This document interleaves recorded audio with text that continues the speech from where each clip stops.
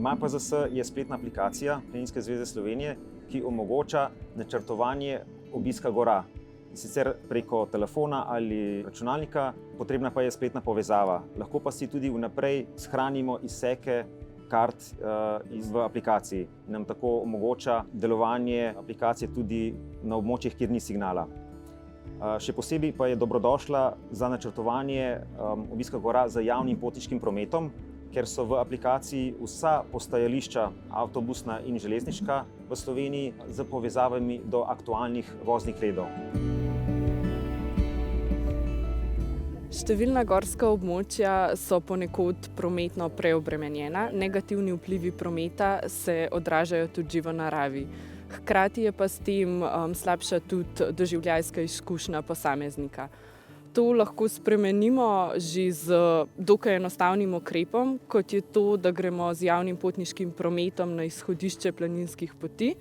S tem zmanjšamo število osebnih avtomobilov na izhodišču, emisije toplogrednih plinov in pa ostale negativne vplive prometa na naravo.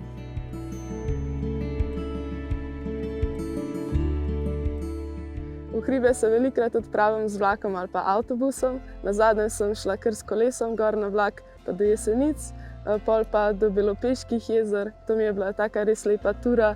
V prihodnje si želim iti še recimo do Triglavskih jezer ali pa na Črnoprst, Vršič. Bo pa to lažje izvesti poleti, ker so še boljše sezonske povezave.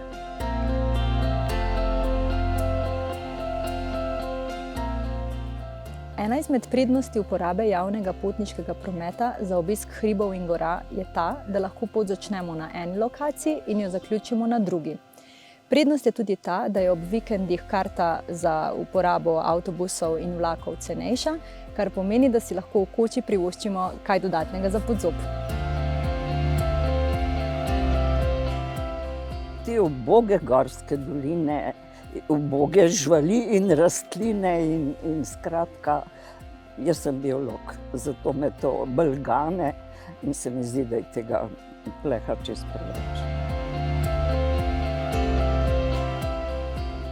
Z javnim potniškim prometom sem bil na Krimu, na Kumu, na Mirni gori, na Svetem Joštu nad Kranjem in planinskem domu pod Stržičem. Danes smo se odpravili na planinski izlet v Karavanke in sicer smo obiskali Valvazorjev dom in pa Ajdno pred tem. Prišli smo z vlakom in bomo uporabili tudi avtobus kot način javnega prevoznega sredstva, zato da pokažemo, da se da tudi z javnim prevozom doživeti gora z čim manjšim vplivom na naravo in okolje v gorskem svetu.